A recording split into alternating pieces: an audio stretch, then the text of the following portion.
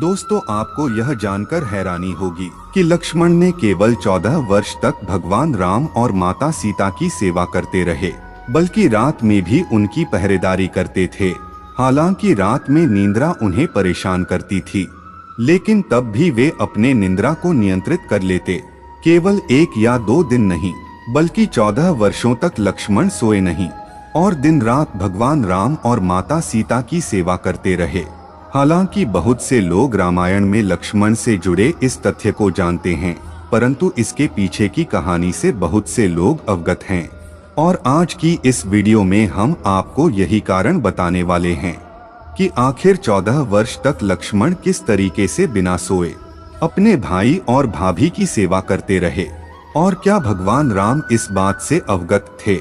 यदि आप भी इस प्रश्न का जवाब जानना चाहते हैं तो इस वीडियो को अंत तक जरूर देखें। 1 दिन या 2 दिन ना सोना बहुत बड़ी बात नहीं है, लेकिन 14 वर्षों तक अपने निंद्रा पर नियंत्रण करके रखना यह बहुत ही रहस्यमय बात है।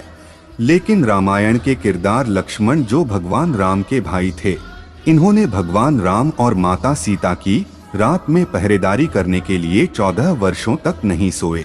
प्रश्न आता है कि किस तरीके से इन्होंने अपने निंद्रा पर काबू किया। रामायण में लक्ष्मण का किरदार बहुत महत्वपूर्ण है। लक्ष्मण जिस तरीके से भगवान राम और माता सीता की सेवा करते रहे, ऐसा अपार सेवा भाव लक्ष्मण को महान बनाती है। आपको जानकर हैरानी होगी कि लक्ष्मण ने केवल 14 वर्ष तक भगवान राम और माता सीता की सेवा करते रहे, बल्कि रात में भी उनकी पहरेदारी करते थे। दरअसल जब दासी मंथरा के भड़काने पर माता कैकेयी ने राजा दशरथ से अपने भरत को अयोध्या का राजा बनाने और राम को 14 वर्ष का वनवास देने का वरदान मांगा, तब लक्ष्मण भी अपने भाई के साथ वन जाने की जिद करने लगे। भगवान राम ने उन्हें बहुत मना किया, परंतु माता सुमित्रा ने भी लक्ष्मण को जाने की अनुमति दे दी और अपनी भैया और भाभी की सेवा करने की भी आज्ञा दी। इनके साथ इनकी पत्नी उर्मिला भी साथ जाने की जिद करती है, परंतु भगवान लक्ष्मण उन्हें यह कहकर आने से मना कर देते हैं कि वह भी उनके साथ चलेगी तो भगवान राम और माता सीता की सही तरीके से सेवा नहीं कर पाएंगे। उस दिन वन में लक्ष्मण माता सीता और भैया राम के लिए कुटिया बनाते हैं और रात्रि में जब दोनों सो जाते हैं तब वे जागकर पहरा देते हैं और रात भर जगे रहते हैं। अपने भैया भाभी के प्रति समर्पण भाव को देखकर निंद्रा देवी उनसे प्रसन्न होती है और दर्शन देती है। निंद्रा देवी लक्ष्मण से वरदान मांगने के लिए कहती है। तब लक्ष्मण उन्हें 14 वर्ष तक जागे रहने का वरदान मांगते हैं, लेकिन निंद्रा देवी उनसे कहती है कि फिर आपकी निंद्रा को किसी और को लेना पड़ेगा। तब लक्ष्मण कहते हैं कि मेरी निंद्रा मेरी पत्नी उर्मिला को दे दीजिए। इस तरीके से निंद्रा देवी के वरदान से लक्ष्मण 14 वर्ष तक बिना सोए भगवान राम और माता सीता की रात दिन सेवा करते रहे, और इधर अयोध्या में 14 वर्षों तक उर्मिला सोते रही। हालांकि बहुत से लोग यह तो जानते हैं कि लक्ष्मण 14 वर्षों तक नहीं सोए थे, लेकिन शायद यह बहुत कम लोग जानते होंगे कि 14 वर्ष तक ना सोने के कारण ही लक्ष्मण इंद्रजीत को मार सके थे। दरअसल रावण का पुत्र इंद्रजीत बहुत ही शक्तिशाली था। वह रावण और कुंभकर्ण से भी प्रचंड वीर था, जिसे हराना भगवान राम के हाथों में भी नहीं था, लेकिन उसे केवल लक्ष्मण ही हरा पाए थे। दरअसल इंद्रजीत को वरदान था कि उसका वध वही कर सकता है जो 14 वर्षों तक ना सोया हो, ना कुछ खाया हो और ना ही स्त्री का मुख देखा हो। लक्ष्मण 14 वर्ष तक नहीं सोए थे। यही कारण था कि वे इंद्रजीत को मारने में सक्षम हो पाए थे। रामायण के जरिए लोगों को लक्ष्मण के भगवान राम और माता सीता के प्रति समर्पण भाव से तो हर कोई परिचित है और हर कोई जानता है कि आप भगवान राम और माता सीता के लिए 14 वर्षों तक वन में जगे रहे। लेकिन क्या उस समय भगवान राम अपने अनुज लक्ष्मण के इस समर्पण भाव से अवगत हो पाए थे? तो इसका जवाब है हाँ। भगवान राम को लक्ष्मण के 14 वर्ष तक ना सोने की बात मालूम थी।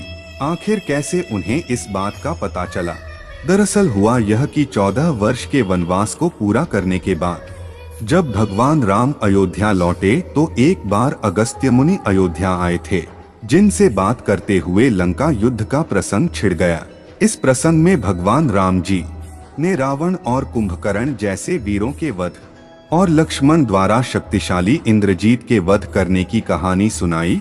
उसी वक्त भगवान राम के मन में यह प्रश्न आया कि भला शक्तिशाली इंद्रजीत को मारने में सक्षम नहीं हो पाया, उसे मेरे अनुज लक्ष्मण ने किस तरीके से मारा? उन्होंने पूछा। तब अगस्त्य मुनि ने कहा कि रावण और कुंभकर्ण से भी शक्तिशाली इंद्रजीत था, जिसने अंतरिक्ष से भगवान इंद्र को भी युद्ध में हराकर उन्हें बांधकर लंका ले आया था।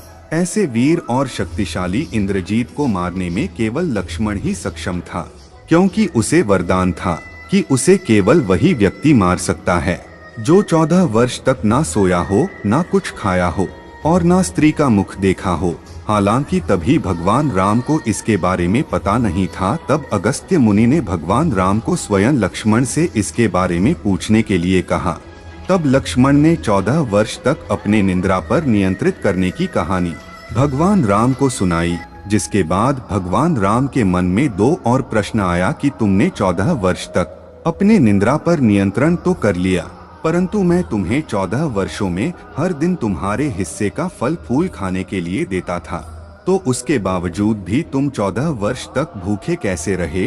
तब लक्ष्मण ने बताया कि भैया, आप मुझे मेरे हिस्से का फल फूल देकर चले जाते थे, लेकिन आपने कभी मुझे खाने के लिए नहीं कहा। अब बिना आपकी आज्ञा के मैं उसे कैसे खाता?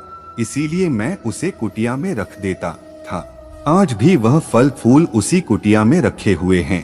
यह बात सुनकर जब उस कुटिया को देखा गया तो सही में उस कुटिया में सभी फल अब तक रखे हुए थे, और जब उसकी गिनती की गई तो उसमें 7 दिनों के फल नहीं थे। जिस पर भगवान राम ने लक्ष्मण से प्रश्न किया। तब भगवान लक्ष्मण ने इन 7 दिनों के कम फल न होने के रहस्य को बताते हुए कहा कि पिताजी के स्वर्गवासी होने की सूचना मिली। माता सीता का जिस दिन हरण हुआ, उस दिन समुद्र की साधना कर रहे थे।